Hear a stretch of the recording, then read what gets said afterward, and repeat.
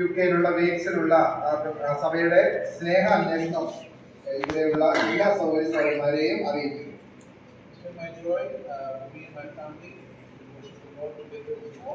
ഇന്ന് രാവിലെ കുടുംബമായിട്ട് ഞങ്ങൾക്ക് നിങ്ങളോട് ഒരുമിച്ച് കർത്താവിനെ ആരാധിപ്പാൻ ഇടയായി തീർന്നോർത്ത് ദൈവത്തെ സ്തുതിക്കുന്നു.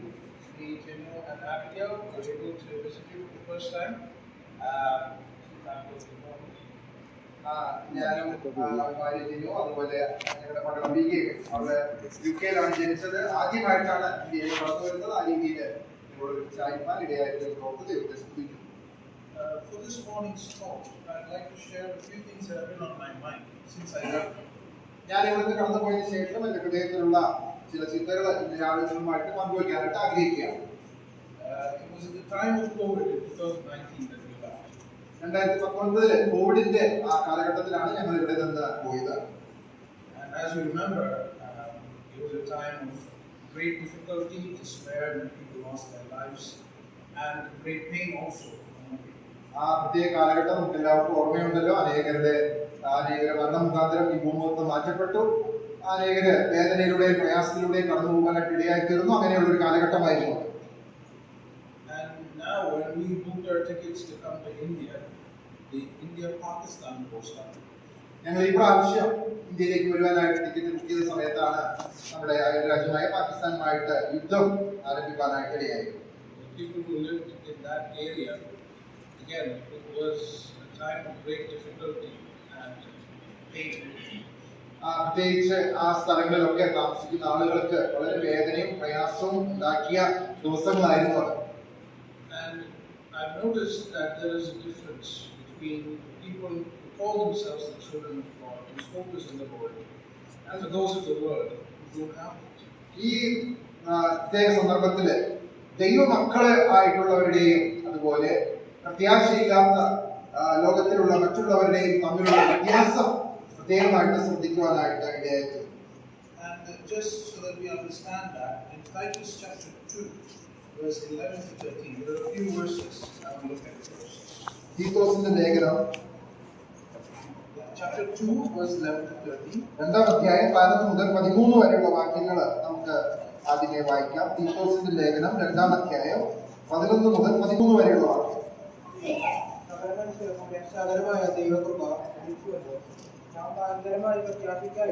മഹാദേവവും നമ്മുടെ രക്ഷിതാവുമായ യേശുക്രിസ്തുവിന്റെ തേജസ്സിന്റെ പ്രത്യക്ഷതയ്ക്കായിട്ടും കാത്തുകൊണ്ട് ഭക്തികേടും പ്രപഞ്ചമോഹങ്ങളും വർദ്ധിച്ചിട്ട് ഈ ലോകത്തിൽ സുബോധത്തോടും നീതിയോടും ദൈവഭക്തിയോടും കൂടെ ജീവിച്ചു പോരേണ്ടതിന് അത് നമ്മെ ശിക്ഷിച്ചു വളർത്തുന്നു. So if you notice in verse 13, it says, "We are looking for the blessed hope and the appearing of the glory of our Lord and Savior Jesus." വായിക്കുന്ന മഹാദൈവവും നമ്മുടെ രക്ഷിതാവുമായ യേശുക്രിസ്തുവിന്റെ തേജസ്സിന്റെ പ്രത്യക്ഷതയ്ക്കായിട്ട് കാത്തുകൊണ്ടും എന്ന് നാം വായിക്കും. What are we looking for today? എന്തിനാണ് നാം നോക്കി പാർത്തുകൊണ്ടിരിക്കുന്നത്? Is it something in this world, or is it something that God has promised? ഈ ലോകത്തിലുള്ള എന്തെങ്കിലും കാര്യങ്ങൾക്ക് വേണ്ടിയാണോ നാം നോക്കി കാത്തിരിക്കുന്നത്, അതോ കർത്താവ് വാഗ്ദത്തം ചെയ്ത കാര്യങ്ങൾക്ക് വേണ്ടിയാണോ? Because if your hope is set on the Lord, you will not be disappointed when things in this world spin out of control. നാം കർത്താവ് യേശുക്രിസ്തുവിൽ പ്രത്യാശ വെച്ചിരിക്കുന്നുവെങ്കിൽ ഈ ലോകത്തിൽ എന്തെല്ലാം സംഭവിച്ചാലും അത് നമ്മുടെ പ്രത്യാശയെ കുറയ്ക്കുന്നില്ല, ഇല്ലാതാക്കുന്നില്ല.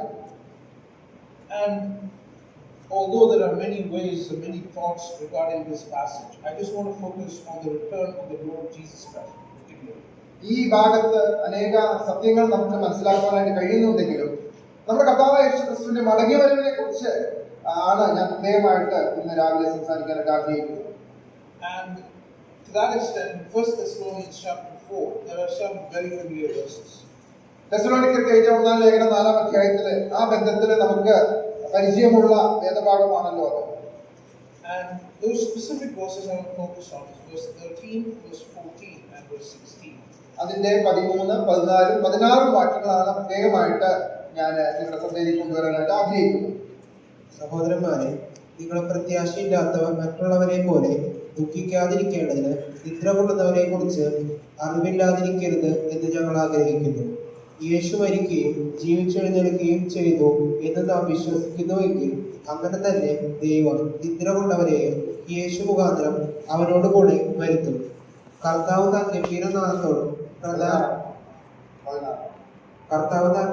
ഗംഭീരനാഥത്തോടും പ്രധാന ദൂതന്റെ ശബ്ദത്തോടും ദൈവത്തിന്റെ കാഹളത്തോടും കൂടെ സ്വർഗത്തിൽ നിന്ന് ഇറങ്ങി വരികയും ക്രിസ്തുവിൽ മരിച്ചവർ മുമ്പ് ഉയർത്തെഴുന്നേൽക്കുകയും ചെയ്യും. There is a word used by the apostle there. We do not want you to be uninformed, brethren. ഇവിടെ പൗലോസ് അപ്പോസ്തലൻ ഉപയോഗിച്ചിരിക്കുന്ന ഒരു പ്രത്യേക വാക്ക്, നിങ്ങൾ നിദ്ര കൊള്ളുന്നവരെ കുറിച്ച് അറിവില്ലാതിരിക്കരുത് എന്ന് ഞങ്ങൾ ആഗ്രഹിക്കുന്നു എന്നതാണ്. What does it mean to be uninformed? എന്താണ് ഈ അറിവില്ലാതിരിക്കരുത് എന്ന് പറയുന്നത് നാം മനസ്സിലാക്കുക. I'm sure you all remember the time of COVID. Covid കാലഘട്ടം നമുക്ക് എല്ലാവർക്കും ഓർമ്മയുണ്ടല്ലോ. It was a time of being uninformed. Nobody knew what to do. നാം പല കാര്യങ്ങളിലും അറിവും നിശ്ചയമില്ലാത്ത അങ്ങനെയുള്ള ഒരു അവസ്ഥയിലായിരുന്നു നമ്മൾ മിക്കവാറും ആയിരുന്നത്. കാരണം എന്ത് ചെയ്യണമെന്ന് അറിയാത്തൊരവസ്ഥ. Whether it was medical professionals, other authorities in government, or whether it was transportation, airlines, many people did not know how to handle that situation. ആ കാലഘട്ടത്തിലെ മെഡിക്കൽ രംഗത്ത് പ്രവർത്തിക്കുന്നവരാണെങ്കിലും അതുപോലെ അധികാര സ്ഥാനങ്ങളിൽ ഇരിക്കുന്നവർക്കാണെങ്കിലും അതുപോലെ വാഹന ഗതാഗതം ഇങ്ങനെയുള്ള കാര്യങ്ങളൊക്കെ എങ്ങനെ മുന്നോട്ട് പോകണമെന്ന് അറിവില്ലാതിരിക്കുന്ന ഒരു കാലഘട്ടം. But as children of God, you should be informed about the gospel of the Lord Jesus Christ. എന്നാൽ ദൈവമക്കൾ എന്നുള്ള രീതിയിൽ കർത്താവായ യേശുക്രിസ്തുവിന്റെ സുവിശേഷത്തെ കുറിച്ച് നാം അറിവുള്ളവരായിരിക്കണം എന്നുള്ളതാണ്. Because if you are uninformed, you will be as the people who have no hope. കാരണം അറിവില്ലാതെ ഇരിക്കുന്നുവെങ്കിൽ, ഈ പ്രത്യാശയെ കുറിച്ച് അറിവില്ലാതെ ഇരിക്കുന്നുവെങ്കിൽ ലോകത്തിലുള്ള മറ്റുള്ളവരെ പോലെ നാം ദുഃഖിക്കാനായിട്ട് ഇടയായിരിക്കും. Because they have no certainty of what happens in the face of death. മരണത്തിന് ശേഷം എന്ത് സംഭവിക്കുന്നു എന്നുള്ളതിനെ കുറിച്ച് നിശ്ചയവും അറിവുമില്ലാത്തതാണ് അങ്ങനെയുള്ളവർക്ക് ദുഃഖത്തിന്റെ കാരണമായിരിക്കുന്നത്. If there is anyone here like that today, I would invite you to become aware of the gospel of Christ. ഇന്ന് രാവിലെ അങ്ങനെ പ്രത്യാശയില്ലാത്ത ആരെങ്കിലും ഇവിടെ ഇരിക്കുന്നുവെങ്കിൽ കർത്താവായ യേശുക്രിസ്തുവിന്റെ സുവിശേഷം അംഗീകരിക്കാനും വിശ്വസിക്കുവാനും ഞങ്ങൾ നിങ്ങളോട് ആവശ്യപ്പെടുകയാണ്. It's very simple to understand if you read John's Gospel, chapter 3. യോഹന്നാന്റെ സുവിശേഷം 3-ാം അധ്യായം വായിച്ചാൽ ഈ സത്യം നമുക്ക് മനസ്സിലാക്കുവാനായിട്ട് സാധിക്കുന്നു. And you must also understand what the Bible says about sin and why we need the Lord Jesus Christ as our Savior in Romans chapter 3 and Romans chapter 5. റോമാലേഖനം 3-ാം അധ്യായം 5-ാം അധ്യായം വായിക്കുമ്പോൾ പാപം എന്താണെന്നുള്ളതിനും അതിന് പരിഹാരം എന്താണെന്നുള്ളതും നമുക്ക് കാണുവാനായിട്ട് മനസ്സിലാക്കുവാനായിട്ടും സാധിക്കുന്നു.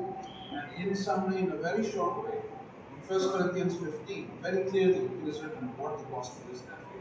1 കൊരിന്ത്യർ 15-ാം അധ്യായത്തിലേക്ക് നാം കടന്നു വരുമ്പോൾ സുവിശേഷം എന്താണെന്നുള്ളത് വളരെ ചുരുക്കമായിട്ട് വ്യക്തമായിട്ട് അവിടെ രേഖപ്പെടുത്തിയിരിക്കുന്നു. When you understand and believe what the Bible says about sin, the Lord Jesus Christ, and what God has prepared, you will be informed. തിരുവഴുത്തിലൂടെ പാപം എന്താണെന്നുള്ളതും കർത്താവായ യേശുക്രിസ്തു ആരാണെന്നുള്ളതും കർത്താവായ യേശുക്രിസ്തു പാപത്തിന് വേണ്ടി എന്ത് പരിഹാരമാണ് ഒരുക്കിയിരിക്കുന്നത് എന്നുള്ളതും നാം മനസ്സിലാക്കുകയും വിശ്വസിക്കുകയും ചെയ്യുമ്പോൾ ഈ പ്രത്യാശയുള്ളവരായി തീരുവാൻ ദൈവം നമ്മെ സഹായിക്കും. And that's when you make that choice to commit your life to the Lord, as it says in Romans 10:9-10. അങ്ങനെ ആവുമ്പോഴാണ് റോമർക്ക് എഴുതിയ ലേഖനം 10-ാം അധ്യായത്തിന്റെ 9-10 വാക്യങ്ങളൊക്കെ നാം വായിക്കുന്നത് പോലെ ഒരു തീരുമാനത്തിലേക്ക്, ഒരു സമർപ്പണത്തിലേക്ക് കടന്നു വരുവാനായിട്ട് നമുക്ക് ഇടയായിത്തീരുന്നത്. So then your situation changes. You are no longer uninformed, you are now informed. അങ്ങനെ രക്ഷിക്കപ്പെട്ട ദൈവമക്കള് ഈ കാര്യങ്ങളെ കുറിച്ച് അറിവില്ലാത്ത അവസ്ഥയിലല്ല, അവർ അറിവുള്ളവരായി തീരുകയാണ്. And you notice there is a difference in the way death is talked about in these verses. ഈ വാക്യങ്ങളിൽ മരണത്തെ കുറിച്ച് രേഖപ്പെടുത്തിയിരിക്കുന്ന കാര്യങ്ങൾ നാം പ്രത്യേകം ശ്രദ്ധിക്കുവാനായിട്ട് ആവശ്യമുണ്ട്. It uses the word asleep and it uses the word dead in Christ. മരണത്തെ കുറിച്ച് നിദ്ര എന്നും കർത്താവിൽ നിദ്ര പ്രാപിച്ചവർ എന്നൊക്കെയാണ് ഇവിടെ ഉപയോഗിച്ചിരിക്കുന്നത്. So if you remember the famous miracle that Jesus did, that he rose, there was a daughter of a man named Jairus who died, and he appealed to the Lord Jesus Christ. and Jesus raised her from the dead. കഥാവേശുക്രിസ്തു ഈ ഭൂമിയിലായ സന്ദർഭത്തില് താൻ ചെയ്ത അത്ഭുത പ്രവൃത്തികളിൽ ഒന്നാണല്ലോ യായിറോസിന്റെ മകളെ കർത്താവ് മരണത്തിൽ നിന്ന് ഉയർപ്പിച്ച ആ അത്ഭുത കഥ. And if you read that passage in Mark's Gospel, you will see that when the people were mourning in the house, Jesus tells them, "Why are you making such a noise? The girl is just asleep." നാം ആ ചരിത്ര സംഭവം മർക്കോസിന്റെ സുവിശേഷത്തിൽ വായിക്കുമ്പോൾ അവിടെ ആളുകൾ കരഞ്ഞു വിലപിക്കുമ്പോൾ കർത്താവ് ചോദിക്കുന്നത് എന്തിനാണ് ഇങ്ങനെയുള്ള ആ കരച്ചിൽ വിലാപമൊക്കെ? ഈ കുഞ്ഞ് ഉറങ്ങുകയാണ്, നിദ്ര കൊള്ളുകയാണ് എന്നാണ് പറയുന്നത്. When he does the miracle, he literally says to her, "Little girl, I see you. Get up." ആ അത്ഭുതം പ്രവർത്തിക്കുമ്പോൾ കർത്താവ് ആ പെൺകുട്ടിയോട് പറയുന്നത് ബാലെ എഴുന്നേൽക്ക എന്നാണ്. And you notice how God sees death is like sleep for God. അതുകൊണ്ട് ദൈവം മരണത്തെ കാണുന്നത് ഒരു നിദ്ര പോലെ, ഉറക്കം പോലെ മാത്രമാണ്. And those who are in Christ are similarly asleep. ക്രിസ്തുവിൽ മരിച്ചവരും അങ്ങനെ നിദ്ര കൊള്ളുകയാണ്, ഉറങ്ങുകയാണ്. But those who are not in Christ are not like that. എന്നാൽ ക്രിസ്തുവിനെ കൂടാതെയുള്ളവർ അങ്ങനെയല്ല. They will never wake up. അവരൊരിക്കലും ഉണർന്ന് എഴുന്നേൽക്കുന്നില്ല. That is why the Bible says those who don't believe in Christ, they are determined for eternal hell. അതുകൊണ്ടാണ് ക്രിസ്തുവിൽ വിശ്വസിക്കാത്തവര് നിത്യ നരകത്തിനായിട്ട് നിയമിക്കപ്പെട്ടിരിക്കുന്നു എന്ന് തിരുവെഴുത്ത് നമ്മെ ഓർമ്മിക്കുന്നു. The hell was never meant for human beings. It was meant only for Satan and those who follow him. അഗ്നി നരകം ഒരുക്കിയത് പിശാചിനും അവന്റെ ദൂതന്മാർക്കുമാണ്, മനുഷ്യർക്ക് വേണ്ടി അല്ലായിരുന്നു. And if they reject the gospel, then that is what happens. You never wake from that kind of sleep. You will forever be asleep. എന്നാൽ സുവിശേഷം കേട്ടിട്ടും അതിനെ വേണ്ട എന്ന് തിരസ്കരിക്കുന്നവര് ഈ അഗ്നി നരകത്തിലേക്ക് അവകാശികളായി തീരുവാനായിട്ട് ഇടയായി. And so, remember, the Lord Jesus Christ, as he said before the people who questioned the resurrection, he said, God is not the God of the dead, he is God of the living. പുനരുദ്ധാനത്തെ കുറിച്ച് തന്നോട് ചോദ്യം ചെയ്ത ആളുകളോട് കർത്താവായ യേശുക്രിസ്തു ഇങ്ങനെ മറുപടി പറയുകയുണ്ടായി.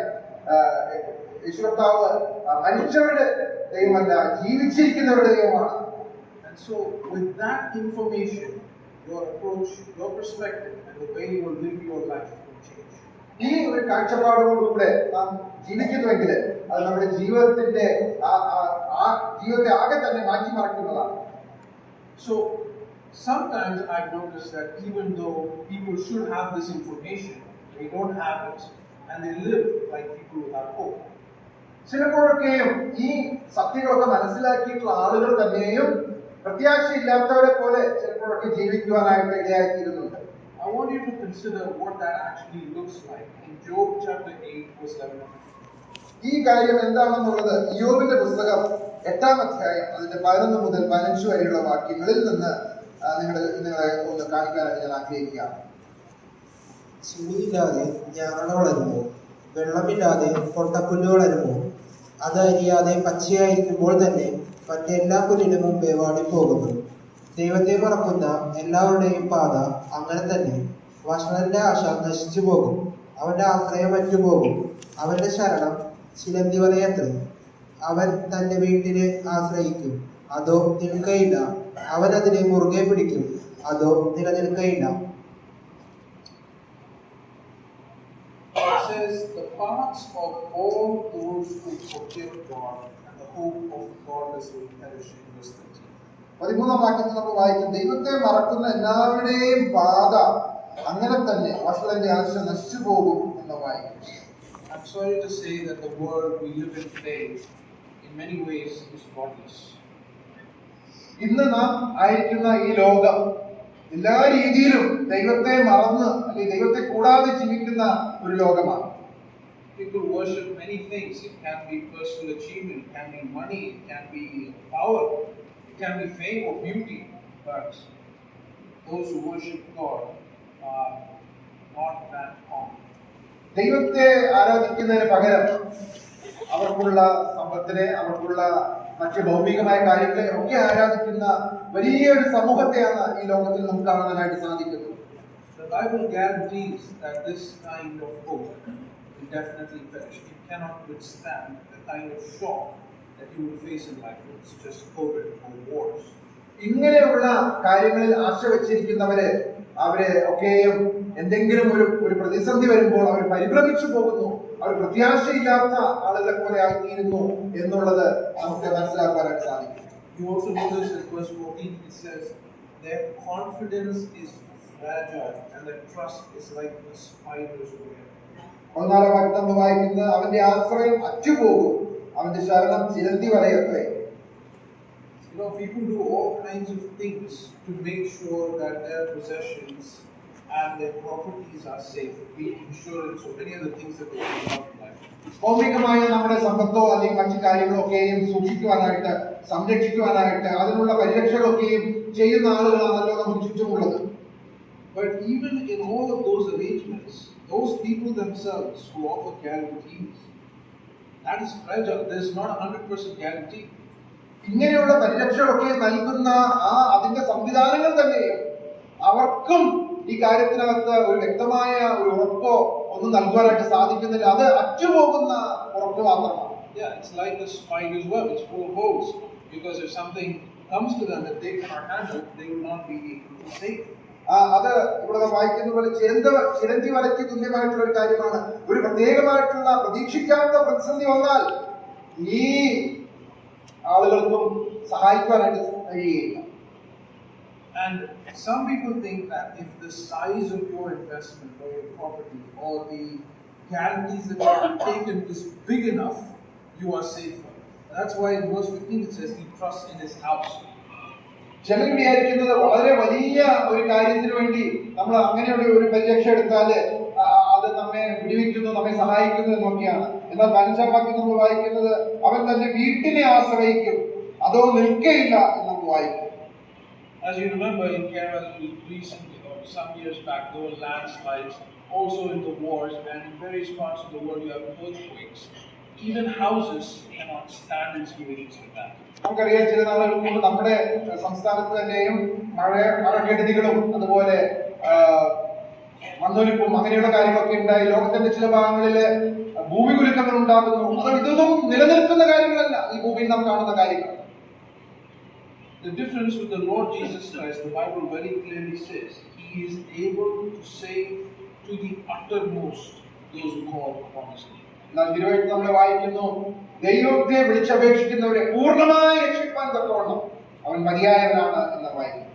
I'm sure you remember the disciples themselves asked Jesus this question, who then can be saved? Because He said, for a rich man to enter heaven is like going for a camel to go through the eye of a needle.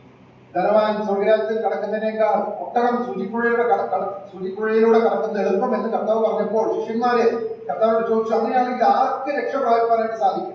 And there's a sentence I always remember that Jesus said, for man it may be impossible, but for God all things are possible.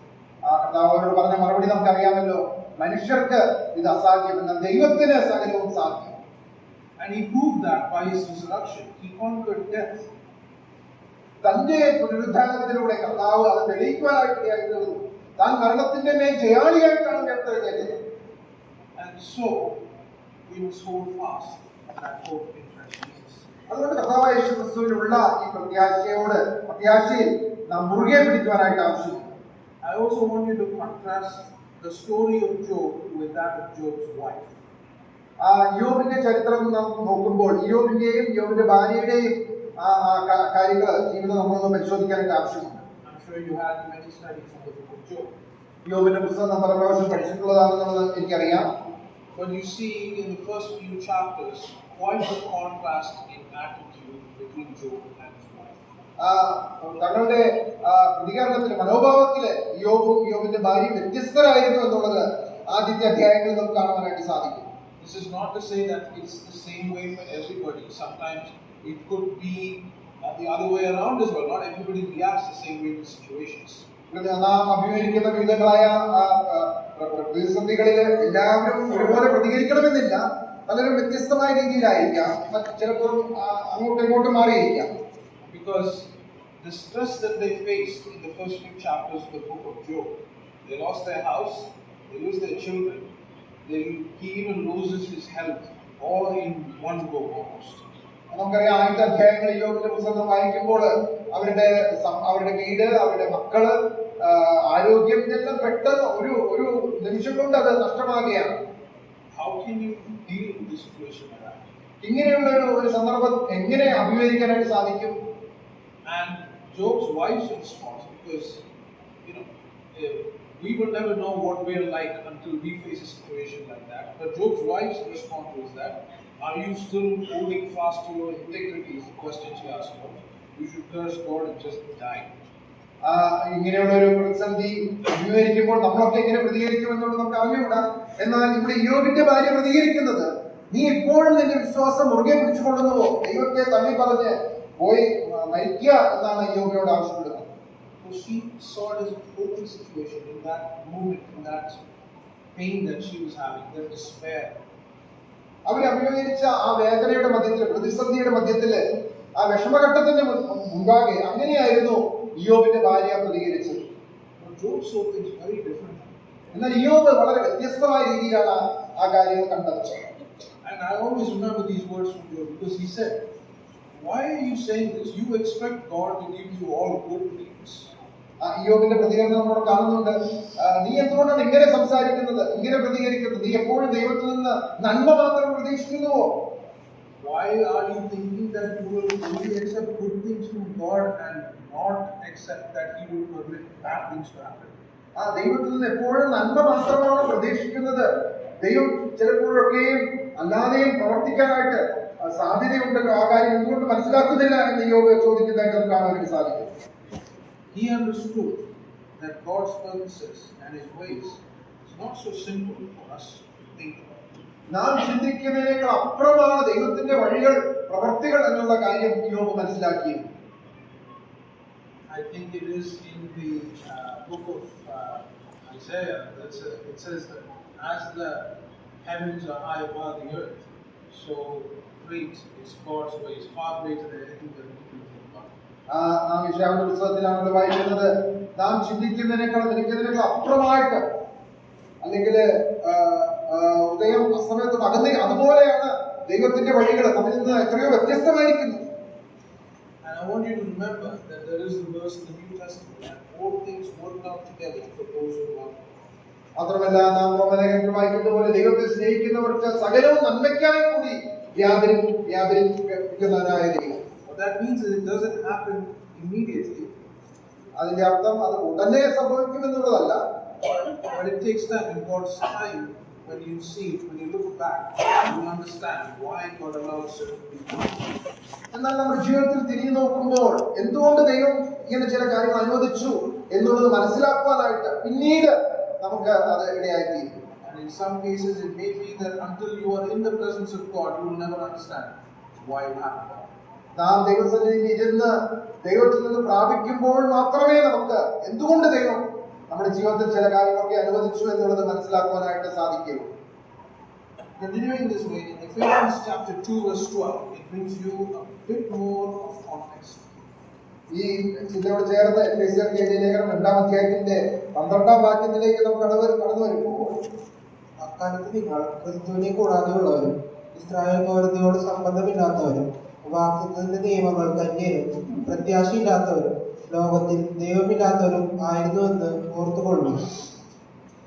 So you see how that hope is connected to God Himself, and that God is the Lord Jesus Christ. ഇവിടെ നമ്മുടെ പ്രത്യാശ എങ്ങനെയാണ് ദൈവവുമായിട്ട് ബന്ധപ്പെട്ടിരിക്കുന്നു എന്നുള്ളതും ആ കർത്താവായ യേശുക്രിസ്തു തന്നെയാണ് ആ പ്രത്യാശ എന്നുള്ളതും നമുക്ക് കാണാനായിട്ട് സാധിക്കും. There are people who say that there are many flaws and there are many ways to God. അനേക ദേവന്മാരുണ്ട്, മോക്ഷത്തിന് അനേക മാർഗങ്ങളുണ്ട് എന്നൊക്കെ പറയുകയും പഠിപ്പിക്കുകയും ചെയ്യുന്ന ആളുകളുണ്ട്. But you must understand that this hope is in Christ alone. എന്നാൽ നമുക്കറിയാം ഈ പ്രത്യാശ ക്രിസ്തുവിലൂടെ മാത്രമാണ് നമുക്ക് ലഭിക്കുന്നത്. That is because He is the sole guarantor. Nobody else has done this. Nobody else has conquered death. No one else has made the promises that He made, that I will never leave you nor forsake you. കാരണം കർത്താവാണ് മരണത്തെ ജയിച്ച് ജയാളിയായി ഉയർത്തെഴുന്നേറ്റത്. ഞാൻ നിങ്ങളെ ഒരു നാളും കൈവിടുകയില്ല, ഉപേക്ഷിക്കുകയില്ല എന്ന് വാഗ്ദത്തം ചെയ്തത് ഈ കർത്താവ് തന്നെയാണ്. And you heard, I'm sure, over the years, many testimonies about how that same Lord who rose from the dead has helped many brothers and sisters in their hour. നമ്മുടെ അനേക സാക്ഷ്യങ്ങൾ നമ്മൾ അങ്ങനെ കേട്ടിട്ടുണ്ടല്ലോ. ഈ മരണത്തെ ജയിച്ച് ഉയർത്തെഴുന്നേറ്റ അതേ കർത്താവ് തന്നെ നമ്മുടെ അനേക ദൈവമക്കളുടെ ജീവിതത്തിൽ പ്രവർത്തിച്ചതും അത്ഭുതങ്ങൾ പ്രവർത്തിച്ചതും വിടുവിച്ചതും ഒക്കെയുള്ള അനുഭവങ്ങൾ നാം കേട്ടിട്ടുണ്ട്. I want to thank all the brothers who sang the song just now. നാം ഇന്ന് ഒരുമിച്ച് പാടിയ പാട്ട് ഓർത്ത് ഞാൻ ദൈവത്തെ സ്തുതിക്കുന്നു. Very meaningful song, huh? നല്ല അർത്ഥമുള്ള ഒരു പാട്ടാണല്ലോ. Refers to the same thing. ഇതേ ആശയം തന്നെയാണ് നമുക്ക് അവിടെ കാണാനായിട്ട് സാധിക്കുന്നത്. Because in that experience of life, ആ ജീവിതത്തിന്റെ അങ്ങനെയുള്ള ഘട്ടങ്ങളിലൂടെ കടന്നു പോകുമ്പോൾ it's only then that you will tell the difference between the hope in the Lord Jesus Christ and what the world offers you in contrast. ഈ ദൈവത്തിൽ പ്രത്യാശയുള്ളവർക്ക് ലഭിക്കുന്ന ആ അനുഭവം അങ്ങനെ എന്നാൽ പ്രത്യാശയില്ലാത്ത ലോകത്തിലുള്ളവർക്ക് ഉണ്ടാകുന്ന അനുഭവം നമുക്ക് ഇങ്ങനെയുള്ള പ്രതിസന്ധി ഘട്ടങ്ങളിൽ മനസ്സിലാക്കുവാനായിട്ട് സാധിക്കും. So I want to bring your attention now, as children of God, how we should guard and cherish this hope. അതുകൊണ്ട് ഇന്ന് രാവിലെ ദൈവമക്കൾ എന്നുള്ള രീതിയിൽ നമുക്കുള്ള ഈ പ്രത്യാശ നമ്മളത് എങ്ങനെ ഉൾക്കൊള്ളണം, എങ്ങനെ അതിൽ നാം ആനന്ദിക്കണം എന്നുള്ളതാണ് നിങ്ങളുടെ ഹൃദയത്തിലേക്ക് കൊണ്ടുവരാനായിട്ട് ആഗ്രഹിക്കുന്നത്. First, I want to focus on the hearts of the believers. വിശ്വാസികളുടെ ഹൃദയത്തെ കുറിച്ച് ഞാൻ ആദ്യമേ നിങ്ങളെ ഒന്ന് ഓർപ്പിക്കട്ടെ. Romans chapter 5, verse 1 to 5. റോമർ കഴിഞ്ഞ ലേഖനം 5-ാം അധ്യായത്തിന്റെ ആദ്യത്തെ 5 വാക്യങ്ങളിൽ നാം ഇങ്ങനെ വായിക്കും. വിശ്വാസത്താൽ നീതീകരിക്കപ്പെട്ടിട്ട് നമ്മുടെ കർത്താവായ യേശുക്രിസ്തു മൂലം നമുക്ക് ദൈവത്തോട് സമാധാനമുണ്ട്. നാം നിൽക്കുന്ന ഈ കൃപയിലേക്ക് നമുക്ക് അവൻ മൂലം വിശ്വാസത്താൽ പ്രവേശനവും ലഭിച്ചിരിക്കുന്നു. നാം ദൈവതേജസ്സിന്റെ പ്രത്യാശയിൽ പ്രശംസിക്കുന്നു. അതുതന്നെയല്ല, കഷ്ടത സഹിഷ്ണുതയെയും സഹിഷ്ണുത സിദ്ധതയെയും സിദ്ധത പ്രത്യാശയെയും ഉളവാക്കുന്നു എന്നറിഞ്ഞ് നാം കഷ്ടങ്ങളിലും പ്രശംസിക്കുന്നു. പ്രത്യാശയ്ക്കോ പങ്കം വരുന്നില്ല. ദൈവത്തിന്റെ സ്നേഹം നമുക്ക് നൽകപ്പെട്ട പരിശുദ്ധാത്മാവിനാൽ നമ്മുടെ ഹൃദയങ്ങളിൽ പകർന്നിരിക്കുന്നുവല്ലോ. You notice that in your heart you have the love of God. Every child of God has a memory and the awareness of the love of God. ഇവിടെ നാം കാണുന്നത് ദൈവത്തിന്റെ സ്നേഹം നമുക്ക് നമ്മുടെ ഹൃദയങ്ങളിൽ പകർന്നിരിക്കുന്നുവല്ലോ എന്നാണ് നമ്മൾ കാണുന്നത്. നമുക്ക് നൽകപ്പെട്ട പരിശുദ്ധാത്മാവിനാൽ ഹൃദയങ്ങളിൽ പകർന്നിരിക്കുന്നു. That gives you great peace when you go through situations in life. ഈ ഒരു അനുഭവം നാം ജീവിതത്തിൽ കടന്നു പോകുന്ന വിവിധങ്ങളായ സാഹചര്യങ്ങളിൽ വലിയ സമാധാനം നമുക്ക് നൽകുന്നു. When my daughter gets hurt while she's playing, she comes to me or her mother for comfort because she knows that we love her. എന്റെ മകള് കളിക്കുമ്പോൾ അവൾ വീട് പോയാൽ പരിക്ക് പറ്റിയാൽ അവൾ ആശ്വാസത്തിനായിട്ട് എന്റെയോ അല്ലെങ്കിൽ അവളുടെ അമ്മയുടെ അടുത്തേക്കാണ് ഓടിച്ചെല്ലുന്നത്. കാരണം അവൾക്കറിയാം അവിടെ ചെന്നാൽ ആശ്വാസം ലഭിക്കുമെന്നുള്ളത്. Because we love her. ഞങ്ങൾ അവളെ സ്നേഹിക്കുന്നത് കൊണ്ടാണ് അവൾക്ക് ആ ഉറപ്പുള്ളത്. Are you aware that God loves you so much? ദൈവം നമ്മെ സ്നേഹിക്കുന്നു എന്നുള്ള കാര്യം നമ്മൾ ഓർക്കുന്നുണ്ടോ, അറിയുന്നുണ്ടോ? You know how much He loves you? ദൈവം നമ്മളെ എത്രമാത്രം സ്നേഹിക്കുന്നു എന്നുള്ളത് നമ്മൾ ഓർക്കുന്നുണ്ടോ, അറിയുന്നുണ്ടോ? John chapter 3 verse 16. യോഹന്നാൻ 3:16 നാം ഇങ്ങനെയാണ് വായിക്കുന്നത്. God so loved the world that He gave His only begotten Son. Whosoever believes in Him shall not perish, shall have everlasting life. തന്റെ ഏകജാതനായ പുത്രനിൽ വിശ്വസിക്കുന്ന ഏവരും നശിച്ചു പോകാതെ നിത്യജീവൻ പ്രാപിക്കേണ്ടതിന് അവനെ നൽകുവാൻ തക്കവണ്ണം ദൈവം ലോകത്തെ അത്രയ്ക്ക് സ്നേഹിച്ചു എന്നും വായിക്കും. His only begotten Son He gave for you. തന്റെ ഏകജാതനായ പുത്രനെയാണ് നമുക്ക് വേണ്ടി നൽകിയത്. And if He's willing to do that for you, why are you worried? ആ കാര്യം ചെയ്യുവാനായിട്ട് ദൈവം തയ്യാറായെങ്കിൽ ഇത് എന്തിനു വേണ്ടി നാം ഭാരപ്പെടണം? Will this not bring you peace? ഇത് നമുക്ക് ഹൃദയത്തിൽ സമാധാനം നൽകുകയില്ല. Not only that, you look at the experience, they are standing and rejoicing in verse 2. രണ്ടാം വാക്യം നമ്മൾ വായിക്കുന്നത് അവർ നിൽക്കുന്നു, കൃപയിൽ നിൽക്കുന്നു, അവർ സന്തോഷിക്കുന്നു എന്നൊക്കെയാണ് നാം വായിക്കുന്നത്. It's not just peace, but they are able to rejoice because they know that God loves them no matter what happens. എന്ത് തന്നെ സംഭവിച്ചാലും ആ ദൈവമക്കള് അവർ ആനന്ദിക്കുന്നു, അവർ സന്തോഷിക്കുന്നു എന്നാണ് നമുക്ക് കാണാനായിട്ട് സാധിക്കുന്നത്. And even more astonishing is in verse 3, they're saying that they are rejoicing in suffering. എന്ന് മാത്രമല്ല അതിന്റെ താഴോട്ടുള്ള വാക്യങ്ങൾ കാണുന്നത് കഷ്ടങ്ങളിലും അവർ സന്തോഷിക്കുന്നു എന്നുള്ളതാണ്. Because it produces endurance. കാരണം അത് സഹിഷ്ണുതയാണ് ഉളവാക്കുന്നത്. They know that God allows suffering to happen because He wants us to change us, make us more like Christ. ദൈവം നമ്മുടെ ജീവിതത്തിൽ കഷ്ടത അനുവദിക്കുന്നത് നാം കർത്താവിനെ പോലെ ആയിത്തീരുവാനായിട്ട്, ആ സഹിഷ്ണുതയിലേക്ക് നാം വരുവാനായിട്ട് ഒക്കെയാണ്. And when you go through it, you become stronger. You are able to have that fortitude to face life. അങ്ങനെയുള്ള സഹിഷ്ണുതയിലൂടെ നാം കടന്നു പോകുമ്പോൾ അത് നമ്മെ സിദ്ധതയുള്ളവരാക്കി അല്ലെങ്കിൽ ഉറപ്പുള്ളവരാക്കി നമ്മെ തീർക്കുന്നു. Because you experience firsthand God's love and His care for you. നാം ആദ്യമേ ദൈവത്തിന്റെ സ്നേഹവും ദൈവത്തിന്റെ കരുതലും നാം മനസ്സിലാക്കുന്നു. And knowing that when we go through this endurance gives you the character that becomes more like Christ. അങ്ങനെ കഷ്ടതയിലൂടെ കടന്നു പോകുമ്പോൾ അത് നമ്മെ സഹിഷ്ണുതയുള്ളവരാക്കി തീർക്കുന്നു എന്ന് മാത്രമല്ല ക്രിസ്തുവിന്റെ സ്വഭാവത്തോട് അനുരൂപരാക്കി സിദ്ധതയുള്ളവരാക്കി നമ്മെ തീർക്കുന്നു.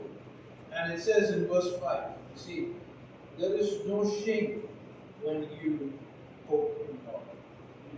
അഞ്ചാം വാക്യം നമ്മൾ വായിക്കുന്നത് പ്രത്യാശയ്ക്കോ ഭംഗം വരുന്നില്ല എന്നുള്ളതാണ്. Because you have the presence of the Holy Spirit. ദൈവത്തിന്റെ പരിശുദ്ധാത്മാവ് നമ്മുടെ ഹൃദയങ്ങളിൽ വസിക്കുന്നു. So the hope of believers in their hearts is focused and deeply connected with the love God has for them. അതുകൊണ്ട് നമ്മുടെ ഉള്ളിലുള്ള പ്രത്യാശ എന്ന് പറയുന്നത് അത് ദൈവത്തിന്റെ സ്നേഹവുമായിട്ട് വളരെയധികം ബന്ധപ്പെട്ടിരിക്കുന്ന ഒരു കാര്യമാണ്. And that is what keeps your heart safe in this world. അതുകൊണ്ടാണ് ഈ ലോകത്തിൽ നാം ജീവിക്കുമ്പോൾ അത് നമ്മുടെ ഹൃദയത്തെ സൂക്ഷിക്കുന്നു, സംരക്ഷിക്കുന്നു.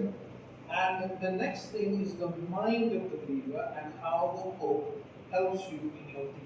രണ്ടാമത്തെ കാര്യം വിശ്വാസിയുടെ മനസ്സാണ്. അത് നമ്മുടെ പ്രത്യാശയെ എങ്ങനെ മനസ്സിലാക്കുവാനായിട്ട് സാധിക്കുന്നു എന്നുള്ളത് കാണുവാനായിട്ട് സാധിക്കും. And Colossians chapter 3 verse 1 to 4 it tells you how the mind of the believer is affected by this hope of God. കൊലോസ്യർക്ക് എഴുതിയ ലേഖനം 3-ാം അധ്യായത്തിന്റെ ആദ്യത്തെ 4 വാക്യങ്ങളിൽ നമ്മുടെ മനസ്സ് എങ്ങനെ ഈ പ്രത്യാശയെ ഉൾക്കൊള്ളുന്നു മനസ്സിലാക്കുന്നു എന്ന് അവിടെ നമുക്ക് കാണാനായിട്ട് സാധിക്കും. ആകയാൽ നിങ്ങൾ ക്രിസ്തുവിനോട് കൂടെ ഉയർത്തെഴുന്നേറ്റിരിക്കുന്നുവെങ്കിൽ ക്രിസ്തു ദൈവത്തിന്റെ വലത്ത് ഭാഗത്ത് ഇരിക്കുന്നിടമായ ഉയരത്തിലുള്ളത് അന്വേഷിക്കും. ഭൂമിയിലുള്ളതല്ല, ഉയരത്തിലുള്ളത് തന്നെ ചിന്തിപ്പിൻ. നിങ്ങൾ മരിച്ചു, നിങ്ങളുടെ ജീവൻ ക്രിസ്തുവിനോട് കൂടെ ദൈവത്തിൽ മറഞ്ഞിരിക്കുന്നു. നമ്മുടെ ജീവനായ ക്രിസ്തു വെളിപ്പെടുമ്പോൾ നിങ്ങളും അവനോട് കൂടെ തേജസ്സിൽ വെളിപ്പെടും. The way you think will affect the way you conduct your life and you behave. നാം എങ്ങനെ ചിന്തിക്കുന്നു എന്നുള്ളത് നമ്മുടെ സ്വഭാവത്തെയും നമ്മുടെ പെരുമാറ്റത്തെയും അത് സ്വാധീനിക്കും. When it says set your mind on things above, it means your goals, your ambitions, your desires are all focused on the Lord Jesus Christ. ഉയരത്തിലുള്ള ചിന്തിപ്പിൻ എന്ന് പറയുമ്പോൾ നമ്മുടെ ലക്ഷ്യങ്ങൾ, നമ്മുടെ ആഗ്രഹങ്ങൾ, നമ്മുടെ തീരുമാനങ്ങൾ അതൊക്കെയും കർത്താവായ യേശുക്രിസ്തുവുമായിട്ട് ബന്ധപ്പെട്ടുള്ളതായിരിക്കണം എന്നുള്ളതാണ് നമ്മെ ഓർമ്മിക്കുന്നത്. So when you do that the believers are able to say, as I'm sure you see many parts in the Bible, and no matter what happens, they're able to say, Amen, even so, come Lord Jesus. ഇങ്ങനെയുള്ള ആ അവസ്ഥയിൽ ജീവിക്കുന്ന അല്ലെങ്കിൽ ചിന്തിക്കുന്ന ആളുകൾക്കാണ് ആ പ്രത്യാശയോടുകൂടെ ആമേൻ കർത്താവായ യേശുവേ വരണമേ എന്നുള്ള ആ ഒരു പ്രതികരണത്തോടുകൂടെ പ്രത്യാശയോടുകൂടെ ജീവിക്കാനായിട്ട് സാധിക്കുന്നത്. They are always prepared to welcome the Lord Jesus Christ. If we were to return even 5 minutes from now or even tomorrow. ഇന്നോ അല്ലെങ്കിൽ നാളെയോ തന്നെ ഇപ്പോൾ തന്നെയോ കർത്താവ് വന്നാലും അങ്ങനെയുള്ള പ്രത്യാശയോടെ ജീവിക്കുന്നവർക്ക് സന്തോഷത്തോടുകൂടെ കർത്താവിന്റെ വരവിനെ നോക്കി പാർക്കാനായിട്ട് സാധിക്കും. They are always prepared and they conduct their lives and the way they think and the way they do things in that life. അവരെപ്പോഴും ഒരുക്കത്തോടുകൂടി ഇരുന്ന് ഈ ഒരു ചിന്തയോടുകൂടെ കർത്താവിന്റെ വരവിനെ നോക്കി പാർക്കുന്ന ആളുകളാണ്. The things of this world are secondary, not primary. ലോകത്തിലുള്ള എല്ലാ കാര്യങ്ങളും അവരെ സംബന്ധിച്ചിടത്തോളം അത് രണ്ടാമത് മാത്രമേ വരുന്നുള്ളൂ, ഒന്നാം സ്ഥാനം അതിന് വരുന്നില്ല. That's why Apostle Paul himself, he lists his qualifications and he says, I used to have many things. I was called from the tribe of Benjamin. Many people would say my qualifications are the best. But I count it all as rubbish so that I can gain the resurrection that is in Christ Jesus. അതുകൊണ്ടാണ് അപ്പോസ്തലൻ പൗലോസ് തന്റെ വ്യക്തിപരമായ നേട്ടങ്ങളൊക്കെയും വിവരിച്ചുകൊണ്ട് പറഞ്ഞുകൊണ്ട് പറയുകയാണ്, ഇതൊക്കെയും ക്രിസ്തു നിമിത്തം അവനെ നേടേണ്ടത് ഇതൊക്കെയും ഞാൻ ഛേദമെന്ന് എണ്ണുന്നു എന്ന് പറയുന്നു. That did not mean he didn't use them. He did, but they are not the primary thing for him. The primary thing for him is Christ and the resurrection and the return of the Lord Jesus Christ. ഈ വ്യക്തിപരമായ തന്റെ നേട്ടങ്ങൾ പൗലോസ് ഉപയോഗിച്ചില്ല എന്നുള്ളതല്ല അതിന്റെ അർത്ഥം. എന്നാൽ ഒന്നാം സ്ഥാനം അതിനായിരുന്നില്ല, ഒന്നാം സ്ഥാനം കർത്താവിന്. എന്നാൽ അത് മറ്റു കാര്യങ്ങളൊക്കെയും അതിന് സഹായകരമായ രീതിയിൽ ഉപയോഗിച്ചു എന്ന് മാത്രമേ ഉള്ളൂ. And so when you put together this, you see hope, how it's connected to the love of God in the heart of the believer, and hope in the mind of the believer, how it governs the way they think. and make decisions.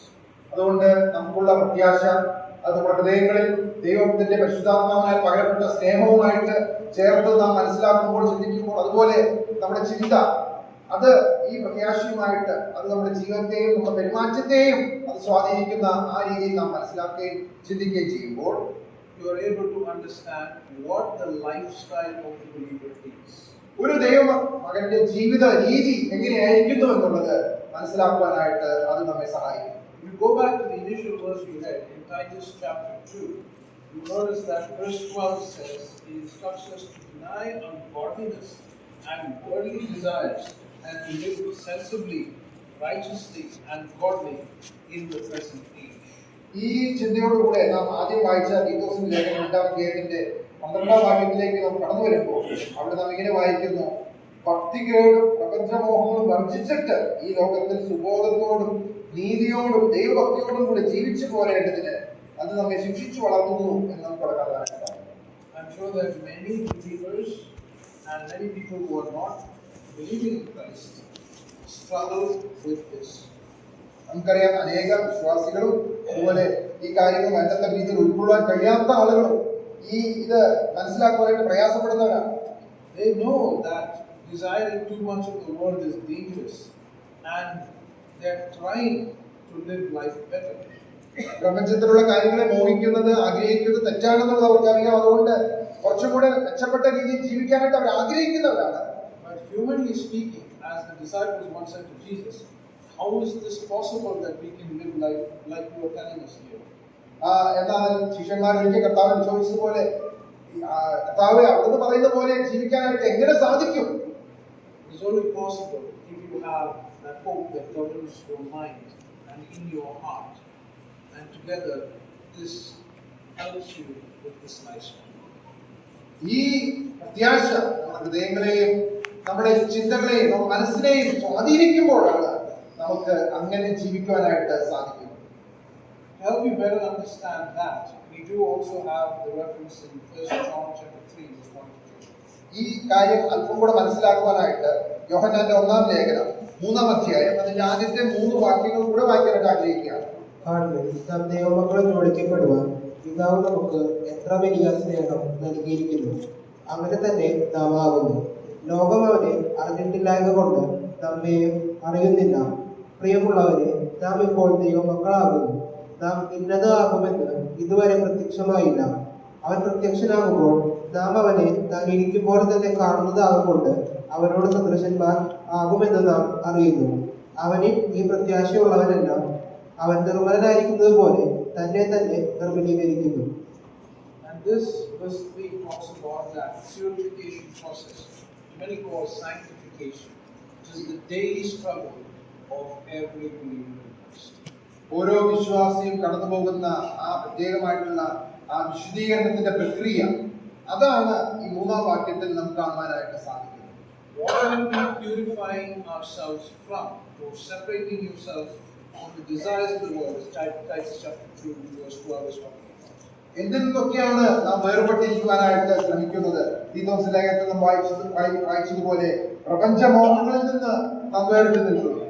And this doesn't happen overnight. It takes time. It is something you have to work at. ഇത് പെട്ടെന്ന് ഒരു ദിവസം നടക്കുന്ന ഒരു കാര്യമല്ല. ഇതിനു വേണ്ടി നാം പരിശ്രമിക്കുവാനായിട്ട് അല്ലെങ്കിൽ നമ്മെ തന്നെ ശിക്ഷിച്ചു വളർത്താനായിട്ട് ആവശ്യമുണ്ട്. Paul says he has to discipline his body in the way athletes train for the Olympics. പൗലോസ് പറയുന്നത്, ഞാൻ എന്നെ തന്നെ അടിച്ചും ദണ്ഡിപ്പിച്ചും അങ്ങനെ എങ്ങനെ ഒരുവൻ ആ രീതിയിൽ പരിശീലിക്കുന്നു എന്നുള്ള ആ രീതിയിൽ തന്നെ താൻ ശിക്ഷിക്കുന്നു എന്നാണ് പൗലോസ് പറയുന്നത്. So the way these people train, if they're going to play for the national team of India, they have a very rigorous training process, whether it's cricket or any other sport.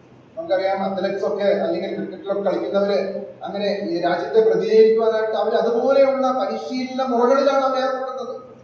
They are trying to do their absolute best to win the prize. ആ ജയിക്കുവാനായിട്ട് സമ്മാനം നേടുവാനായിട്ട് അവർക്ക് കഴിയുന്നതിന്റെ പരമാവധി അവർ ശ്രമിക്കുകയും അതിനുവേണ്ടി അധ്വാനിക്കുകയും ചെയ്യും. Whether you are trying to succeed in your examination or you are trying to win a game for India, you must have that goal, the decision and focus to get rid of things that don't help you in achieve victory. നാം അങ്ങനെ രാജ്യത്തിന് വേണ്ടി കളിക്കുമ്പോഴാണെങ്കിലും അല്ല ഒരു പരീക്ഷയ്ക്ക് വേണ്ടി ഒരുങ്ങുകയാണെങ്കിലും ഈ ഒരു ലക്ഷ്യത്തോടു കൂടെ ഈ ഒരു കാര്യത്തിന് വേണ്ടി ശ്രമിക്കുകയും അതിനുവേണ്ടി മറ്റു കാര്യങ്ങളൊക്കെയും വിട്ടുകളഞ്ഞ് അതിന് മാത്രം ശ്രദ്ധിച്ച് മുന്നോട്ട് പോകാനായിട്ട് ആവശ്യമുണ്ട്. As children of God, we are striving for what God has set as our goal, that is laid up for us in heaven in Christ Jesus our Lord. കർത്താവായ യേശുക്രിസ്തുവിൽ നമുക്ക് സ്വർഗത്തിൽ സൂക്ഷിച്ചിരിക്കുന്ന ആ വലിയ അവകാശത്തിലേക്ക് ലക്ഷ്യം വെച്ചുകൊണ്ട് നാം മുന്നോട്ട് പോകുവാനായിട്ട് ആവശ്യമുണ്ട്. You can only do this with God's help. That's why the Holy Spirit is important. ഈ കാര്യം ദൈവത്തിന്റെ സഹായത്താൽ മാത്രമേ നമുക്ക് സാധിക്കുകയുള്ളൂ. അതുകൊണ്ടാണ് ദൈവത്തിന്റെ പരിശുദ്ധാത്മാവിനെ നമ്മുടെ ഹൃദയങ്ങളിൽ ദൈവം നൽകിയിരിക്കുന്നത്. I hope these words have enabled you to better understand the hope that believers have in Christ Jesus. കർത്താവായ യേശുക്രിസ്തുവിൽ ഒരു വിശ്വാസിക്കുള്ള പ്രത്യാശയെ കുറിച്ച് കൂടുതലായിട്ട് ഉൾക്കൊള്ളുവാനും മനസ്സിലാക്കുവാനും ഈ ചിന്തകൾ നമ്മെ സഹായിക്കുമാറാകും. I would like to conclude with one verse in the Bible, which is also my prayer for every brother and sister here. ഒരു വാക്യം കൂടെ വായിച്ച് അതെന്റെ പ്രാർത്ഥനയാണ്. ഇവിടെയുള്ള ഓരോ ദൈവമക്കളെ കുറിച്ച് ഉള്ള എന്റെ പ്രാർത്ഥനയാണ്. അതും കൂടി വായിക്കുവാനായിട്ട് ആഗ്രഹിക്കുകയാണ്. That is Romans chapter 15, verse 13. റോമർക്ക് എഴുതിയ ലേഖനം 15-ാം അധ്യായം അതിന്റെ 13-ാമത്തെ വാക്യം. എന്നാൽ പ്രത്യാശ നൽകുന്ന ദൈവം പരിശുദ്ധാത്മാവിന്റെ ശക്തിയാൽ നിങ്ങൾ പ്രത്യാശയിൽ സമൃദ്ധിയുള്ളവരായി വിശ്വസിക്കുന്നതിനുള്ള സകല സന്തോഷവും സമാധാനവും കൊണ്ട് നിങ്ങളെ നിറയ്ക്കുമാറാകട്ടെ.